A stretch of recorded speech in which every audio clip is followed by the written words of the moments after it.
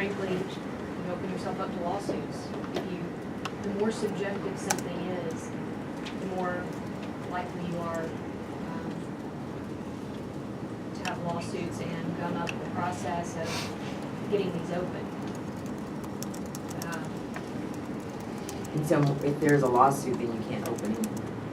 Well, it depends. I mean, if you get into the issue of would a judge grant a stay, and would that license then be held until everything was adjudicated through the appeals process? We don't have an appeals process for this written yet because you guys haven't decided how that's going to work. But again, I always go back to alcohol. The way that works is you have a certain set of criteria. If you meet that criteria, you go into a lottery. That lottery determines the order by which you go before the board. The board has basically its own rubric of what they look for in an applicant, and the applicant explains that to them. So it's random. You've got qualified applicants. The lottery determines in what order they get before you. So you're issuing 5. You interview the first 5, and you determine whether or not they meet that merit. So back to the appeal process. If you deny the first one, they have a right of appeal to the circuit court, and that permit is held open. Nobody gets it. No store opens until that has gone all the way through the court system, up to the Supreme Court sometimes. So it could be years, 2 years, before you have that permit operational.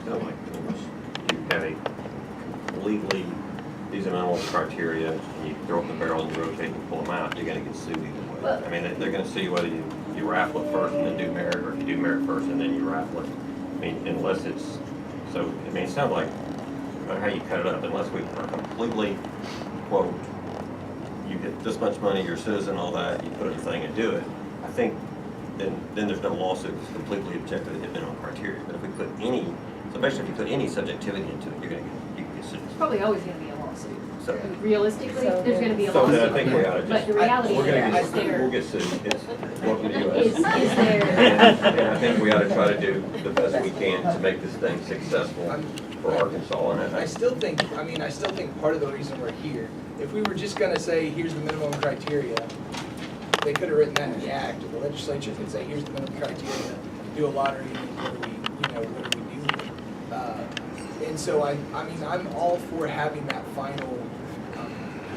I don't want it to be where my 2 points decides, which one of you two gets the cultivation facility. I don't think any of us want that kind of pressure or scrutiny, and so I'm fine with that part. But I think we've at least got to get, if we say we're going to do 5 and there's 50 applications, trying to do a pool of 50, I think is really hard, and those are going to range. If we come in here and say let's score them, and I don't know, if we take the top 10 and say, okay, here's the top 10, and all of those would, in my mind, those would be 90th percentile type applications or whatever. If we got 7 for the top 90th percentile, then we come in and say, then we can do the lottery. And that way we're still making sure that we'd be okay if, all 10 people who are sitting here, they're all, I'll say, really very equal. I mean, so equal that one person might have, we have 68 cameras and one says 70 or something, but for all intents and purposes, it's so equal. But then, and that's when we say, okay, let's do the lottery, because we feel comfortable with everybody who's already there. And that's how, I still think we need that kind of input in the process. So let me, I'm just going to throw a scenario up.